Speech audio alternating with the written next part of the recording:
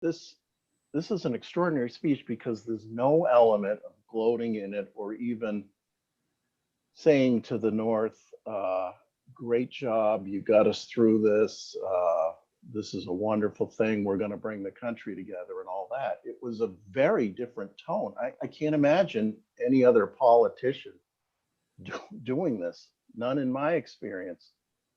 Lincoln is instead saying this war was a curse brought on the nation by the sin of slavery, which is an extraordinary thing for anyone to say at that time. And he argued that both sides were, North and South, were culpable in this situation. Some people still don't accept that North and South were involved in slavery.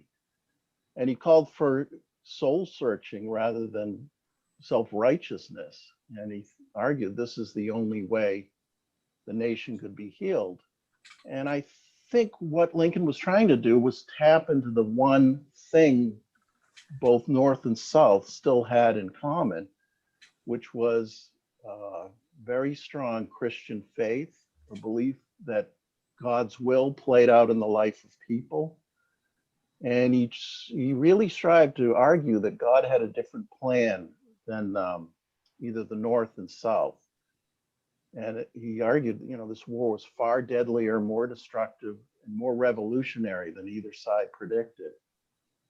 And he said that God's will was that slavery disappear, whatever either side thought of it. And he admitted he himself had been wrong about this.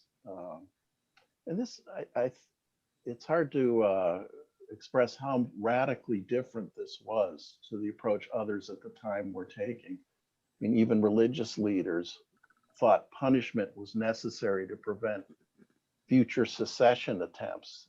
Lincoln called for malice toward none and charity for all. So I think in Lincoln's view, after all the suffering, it was time for Americans to stop thinking about self-righteousness, which is very difficult to do. And the only way to move forward was to recognize that everyone had been wrong and to treat each other with mercy.